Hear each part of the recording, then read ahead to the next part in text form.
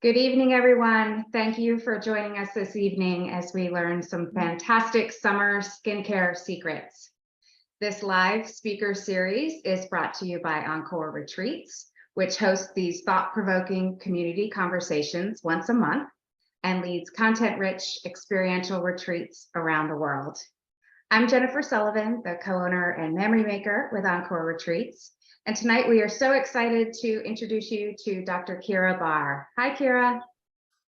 Hi. Keira is a dual board certified dermatologist and menopause specialist with over 20 years of experience practicing medicine. She's an international speaker, best-selling author of The Skin Whisperer, and a clinical educator. She's actually fresh out of the classroom this evening. As a former assistant clinical professor at UC Davis in the departments of dermatology and pathology, an editorial reviewer of multiple leading medical journals, a medical advisor within personal care and tech communities, and researcher in clinical trials, Dr. Keira Barr is dedicated to providing the most cutting-edge and innovative solutions for women. She currently serves as the Chief Wellness Officer of Resilient Health Institute, and through her programs, services, and support, she is redefining the delivery of skincare. When she's not shuttling her 2 teenagers around town, snuggling her 3 pups, or sweating it out in Pilates, you'll find Keira furthering her mission to end the cycle of prescriptions, products, and fad trends in a natural way. Keira, we are so grateful to have you here with us tonight. Well, I'm excited to be here. So I think it's going to be a fun conversation. It is. And Keira is being interviewed by my business partner, Lisa Waltuck, who is the content creator of Encore Retreats. Hi, Lisa. Hello. A couple housekeeping notes. We definitely encourage you to ask questions. And if you would, put them in the Q&A box rather than the chat so we can keep better track of them. Keira will answer the questions at the end of the interview, and then we'll also send out a recording of the session via email in the next few days. So without further ado, I will turn it over to Lisa and Keira. Thanks, Jen.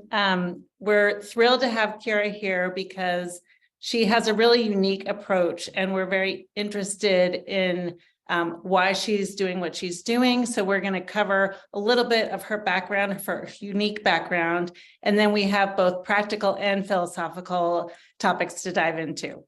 So I'm just interested, I know you stated that you create a bridge between hormones, skin, and mind-body medicine to optimize women's midlife experience. And I know you were a clinical physician for years. What inspired you to kind of take this new path of a more holistic approach outside the doctor's office or the research bench and move to kind of advising, coaching, and writing about issues related to the skin and even issues related to menopause? I know people say, teach what you want to learn. So I'm curious if that's part of your journey, or tell us what inspired you. Yeah, I wish I could say it was what I wanted to learn. Unfortunately, it was because I had to learn the hard way. And there's also that expression that like your mess becomes your mission, or like when shit hits the fan, like, you figure stuff out. That's pretty much what happened. So about a decade ago, I was in academic practice practicing derm path, focus on my practice, skin cancer, melanoma. Well, I found a spot on my own arm that I had to diagnose both clinically and underneath the microscope as early melanoma. And that was my wake-up call. I thought I had been doing everything right up until that point. I was running ultra marathons, I was eating well, I was wearing the sunscreen, all the things.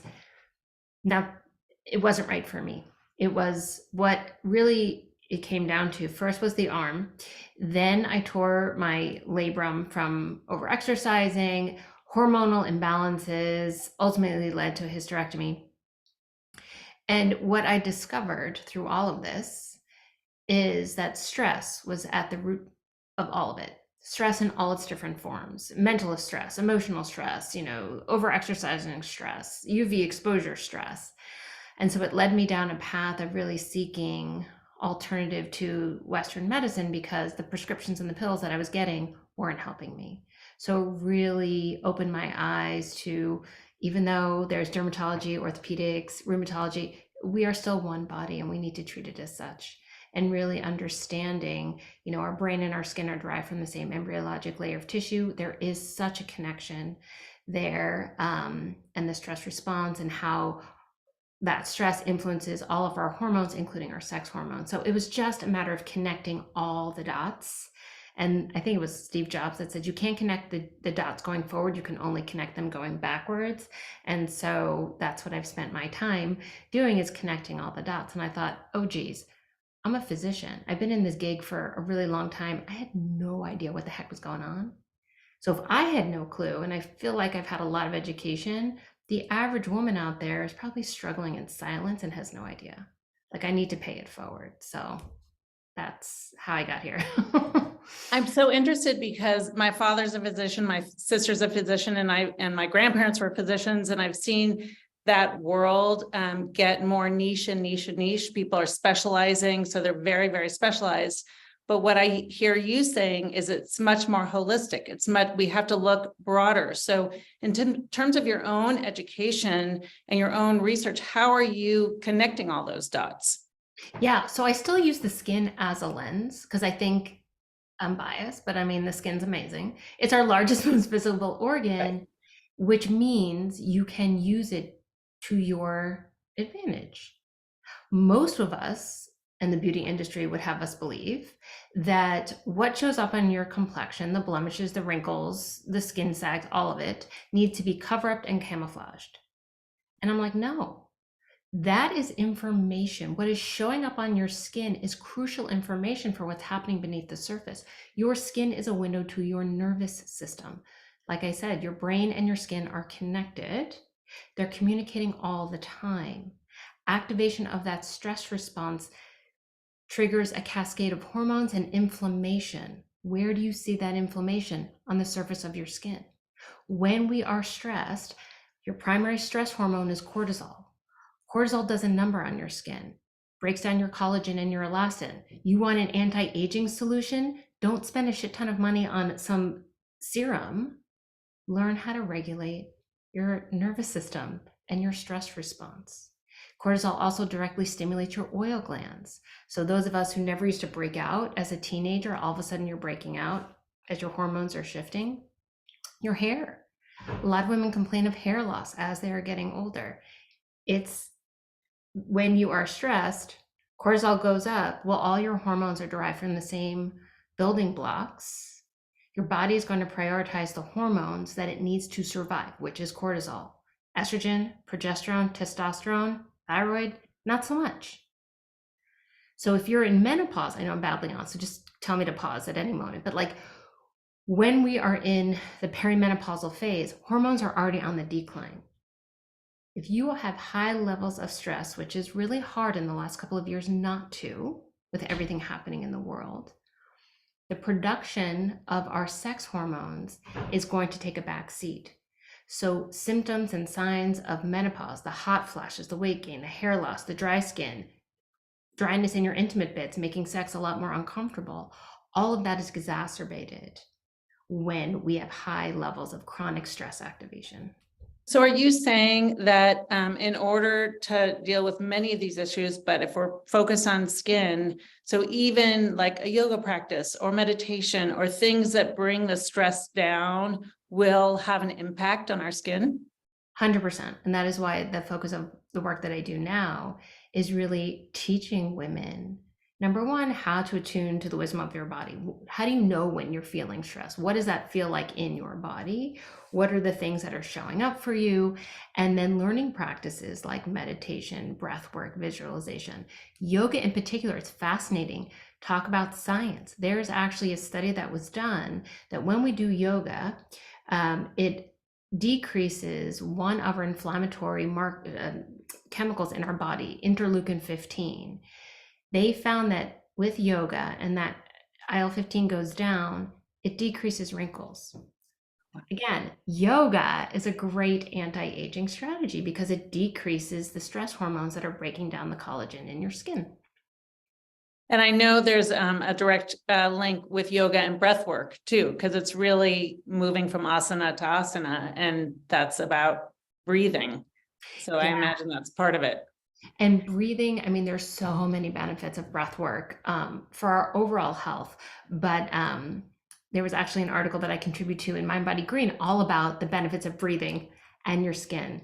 And, why breath work is so amazing is, number one, you don't have to do it. You don't have to get anything. You don't have to do anything extra. You're already doing it. It's a matter of bringing awareness to it, bring under your conscious control, and it can activate that rest and relaxation response.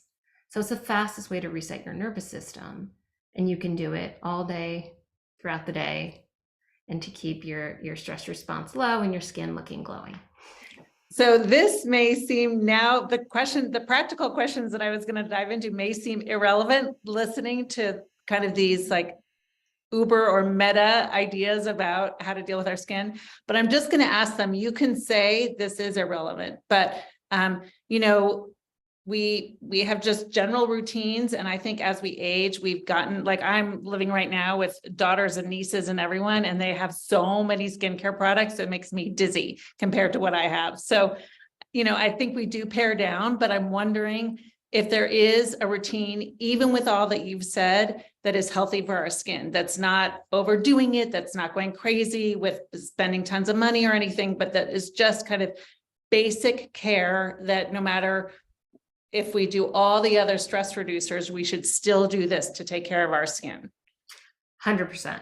Listen, you have to, the skin is your protector from the outer world. Like, you need to protect it from our environmental stressors, and you have to fortify resilience from within. So having a routine and products is key, but you don't need a gajillion products. Like, I am not a product junkie. I'm probably the least compliant person and lazy. I would say you need 4. So you need a gentle cleanser, and especially, products that we used to be able to use when we were younger may not be able to use the same ones.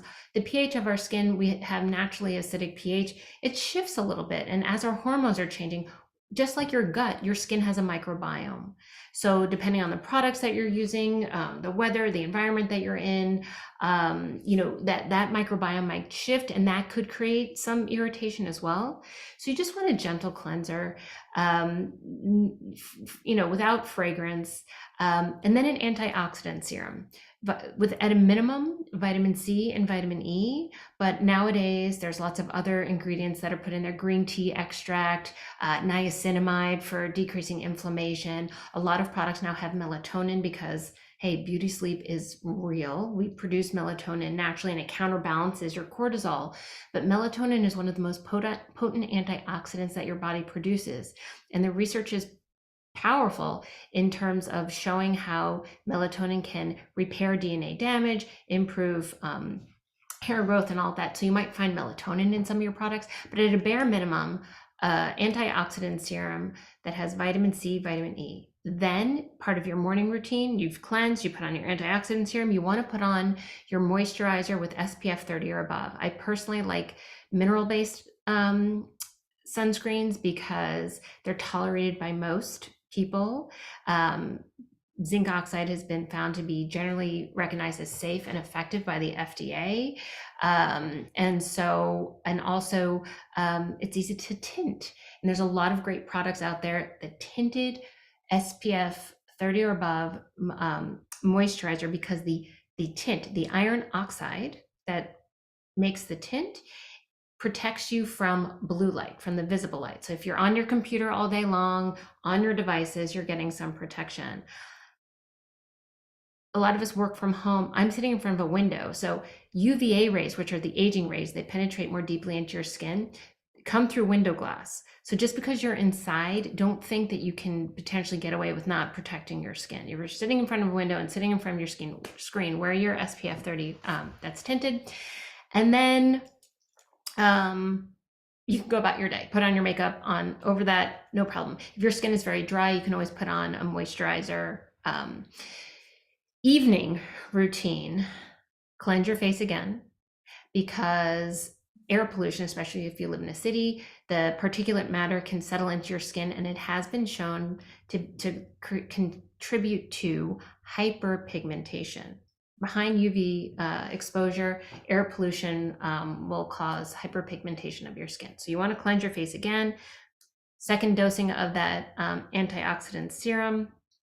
And then not every day. Most likely, most of us can't tolerate it, but you do want something that's going to help your skin cell turn over, because as we mature, our skin cycle slows down. It used to be every 28 to 30 days. It doesn't turn over as fast. The layers kind of stack up and you have kind of more of a sallow appearance. So if you use a topical retinoid, which is prescription or retinaldehydes that you can get over the counter, like I think there's like rock or oil of Olay ones. There's plenty of them on the market. And you use that once or twice a week. It can cause irritation and dryness. So do your me search, figure out what your body can handle. If you can't handle a topical retinoid at all, look into a retinoid alternative known as bakuchiol. It came on the scene a couple of years ago. I know Burt's Bees has a product. I know that Herbivore has a product. So I don't have much experience using it personally, but when you look at the literature, the head-to-head study that was done, a topical retinoid versus bakuchiol, pretty comparable results. Can you spell that Rakuchiol? No, I don't know. I'm wrong. Bakuchiol. Bakuchiol. Yeah. Okay. I didn't know this was going to be a quiz. So just so I'm clear, the day is a cleanser, an antioxidant with vitamin C and E, a tinted moisturizer, and if you need an additional moisturizer, evening is cleanser, antioxidant serum, and then some sort of topical treatment like the retinol or the bakuchiol. And how often is that one? That's not nightly. Yeah, so the bakuchiol, I mean, if you can tolerate it, I would always say start low, go slow. Use it once, then, see how you do after a couple of days. If there's no, dryness, redness, irritation, you can use it again. But a topical retinoid, especially if you're using the prescription, you take a pea-sized amount, you divide it to the 4 quadrants of your face and your nose, and you rub it in, and then you wash it off, and you only use it at night because it can make you a little bit more sun sensitive, which is why you want to protect your skin the next day. If you're using consistently and you haven't used it before, waxing. This is why when you go to get waxed or have a facial procedure, they'll be like, do you use a topical retinoid? It's because the skin will tear. The skin is a little bit more fragile, a little bit more sensitive. So just be mindful of that. There's so many products out there. I know you mentioned Burt's Bees and Oil of Olay and things like that. Does it matter which products you get, and should you spend money on them, or can you go for the drugstore brands? Like what's your guidance on those? Yeah, I think there are many that you can use drugstore brands. I know a fan favorite, and it is in practice. We used a lot of like CeraVe, Cetaphil cleansers. There's so many products out there these days. Admittedly, I'm not a product junkie. You don't need to spend a ton of money. You don't. Okay. A lot of it is just be mindful of, are there added fragrances and things that fragrance is one of the most significant ingredients that causes irritant and allergic contact dermatitis. And a lot of products have that. So unfortunately, you might be doing a little bit, again, of me search of like using it on yourself. Just because your best friend can use it doesn't mean that you can too. So some of it is trial and error, but you don't necessarily need to spend a ton of money. Great.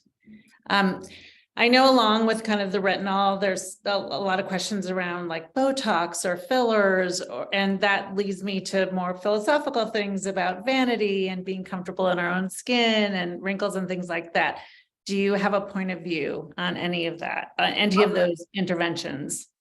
Totally. I'd be a total a-hole and hypocrite if I said, I don't do Botox or filler. That is not my lens on this. What I take issue with is that we live in a culture and a society. The beauty industry is a $500 billion plus industry. And it's designed to make us feel basically shitty about ourselves. We should anti-age. Really? This is a gift. We're aging. Why would I want to be anti anything about myself? Can you age healthfully? Can you age with dignity and grace and look damn good doing it? Yes. And so my perspective is, know your why for investing, because this stuff is really expensive and it doesn't last all that long. Right. So if you're going to make that investment because you look in the mirror and you're like scowling at yourself and it becomes a very nasty conversation and your inner critic is going crazy, I say get the Botox. There are studies actually done, Botox and depression. If you can relax the muscles that create that scowl, maybe it's an invitation to have a kinder, gentler, more compassionate conversation with yourself. If you're getting these procedures because you think, well, if I do that, then I'll be happy. Then I'll be able to fit into the bikini. Then I'll get the job. Then I'll find the relationship. You're going to never get the return on the investment that you're looking for because that's not where that comes from. But if you've done the inner work and have developed a good relationship with the things in your life, because for me, skincare is about relationships, the relationship between our mind, our body, the mind and the skin, our relationship to everything we think, feel, and do. Because everything you think, feel, and do either shows up on the surface of your skin or it impacts your embodied experience of it. So if you've done that inner work and now you want the outside to mirror how amazing and vital you feel inside, great. That might be an investment worthwhile. And admittedly, like there are times you need a little kickstart. So maybe you get a little Botox and filler, maybe as a catalyst to be like, you know what? I need this to start taking better care of myself. Right. No guilt, no shame, no judgment. I just want people to be really clear about their why so they get the return on the investment they're looking for. Also, then it's a very true approach. It's not just a reaction. It feels very intentional. And I think that's what you're getting at. Exactly. I'm going to shift gears a little bit and talk about just as we're in summer and I myself have a redhead, my son and my sister's redheaded. So, sunburn, like if somebody gets a sunburn this summer, what's the best way to treat it? And I invite you also to just do a good dermatologist spiel about covering up and all the ways that we should protect ourselves when we're out there as well. Yeah, again, learn the hard way. My dad's a redhead. I was never meant to sun tan, but I tried like crazy. Lots of sunburns, hence all the moles and early melanoma. And why I wrote the book, The Skin Whisperer. The whole book is your roadmap to protecting your skin and building resilience to skin cancer in particular, but resilience to inflammation in general. So I would say 90% of visible signs of aging are from UV exposure. So if I need to just appeal to your vanity, to another aging without a ton of wrinkles approach, wear sun protection. But SPF isn't your only BFF. I always say like protecting with clothing as best you can, broad brim hat with at least a 3-inch brim, sunglasses. There are certain supplements that you can take before you go out in the sun to help bolster your resilience, and studies have shown that it can increase the time that you can stay out without a burn, which is called polypodium leukotomus. But if you do get a sunburn, it happens and it sucks. Really, it's inflammation. It's your body screaming at you, So, taking an anti-inflammatory can help. Sometimes, if it's really bad, other anti-inflammatory medications, you might need to go to a doctor for that. But cool down your skin.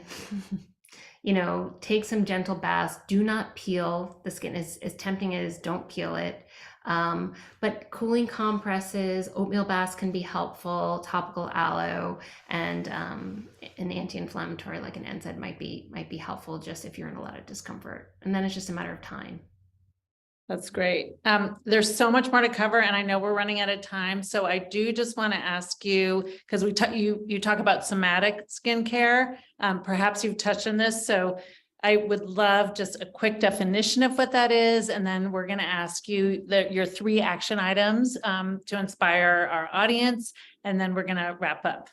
Yeah. So somatic skincare is essentially the embodied experience of what it's like to live in the skin we're in. And really, as I mentioned, skincare is all about relationships. So it's about getting into the right relationship with our mind, our body, our skin, and being able to live into, this skin that we're in a way that we feel proud of, good about. So we do that, getting to learn the wisdom of the body, learning somatic practices like breathwork, meditation, visualization, and art. In terms of, and it's life changing. It's, it is why I walked away from traditional practice, because it's the missing piece in every skincare routine. Which brings me to one of the points, the practical points, is looking at your skin from a place of curiosity, right? We are told by the beauty industry we should cover everything up, camouflage it. That's information. So instead of criticizing your thighs or the wrinkles or whatever you see in your skin, maybe get curious, like what's happening. Not beat yourself up over it, but like this is inflammation in my body. What can I look at in terms of my lifestyle factors? Do I need to look at my diet? Do I need to look how I'm sleeping? Are there products in my product path that that could be contributing? So just approach your skin from a place of curiosity. That's great. The second, we talked about sun protection. Again, sun protection all day long. Skin cancer is the most prevalent cancer in the United States.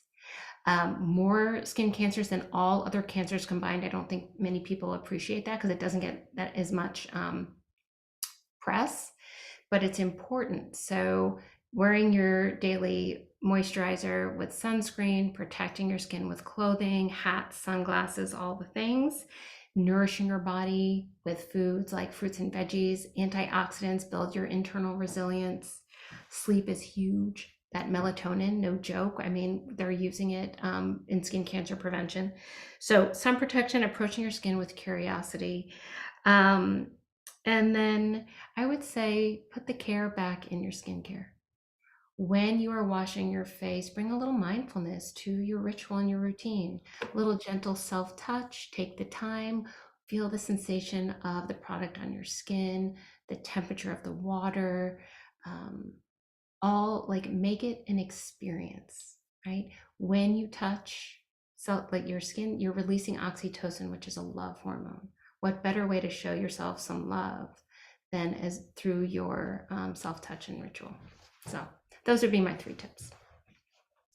Those are great. Thank you so much. I know Lisa needs to jump off due to a technicality, so I apologize for that. But Keira, thank you. I've taken copious notes here. We do have one question, so let me pull that up. And then I have a question too that was emailed to me. What about cleansing sponges or brushes, especially if we cannot use retinol? Is that considered a substitute?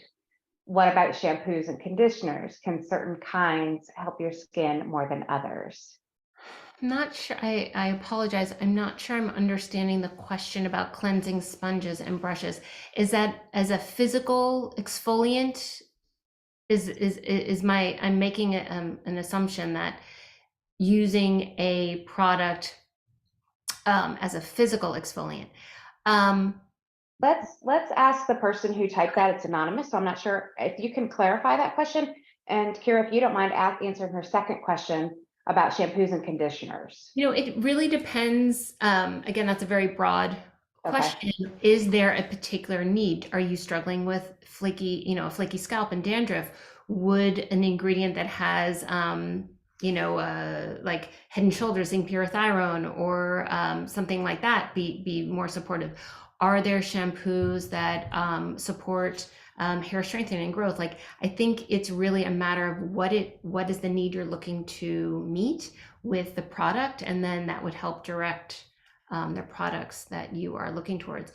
I haven't used it yet, but there is a shampoo that was created by a dermatologist that has gotten a lot of good reviews, very clean. I don't know if it's Seen or something. I'll have to look that up, but I apologize. I think I'd have to understand what type of problem you're looking to approach with the Okay. shampoo. Let me see here. We might have assuming you're using a cleanser, would a specific brush or sponge help exfoliate? Oh, I mean, I know there's an updated version, but the Clarisonic, when they did the studies in terms of cleansing, it had a much more potent effect of cleansing the pores and than just, our hands alone. So if you find that to be supportive and useful, like, in the same way as a retinol, no, it won't have the same, retinols have beneath the surface as well. They act on certain receptors in our skin that can not just increase skin cell turnover, but help skin cell rejuvenation. And you won't get that just with a physical exfoliant. Okay. Another question was, what are your thoughts about natural skincare products? So again, that's a big bucket, because what does that really mean? I had a Alexandra Engler, who's the beauty editor for Mind Body Green. She was on the podcast, and we had a whole conversation about this. Of like, a lot of it is marketing. I personally do try to explore more quote unquote natural products. The fewer ingredients, I think, are more helpful. Ingredients that also address inflammation. So there are a lot of products that add herbs and other things.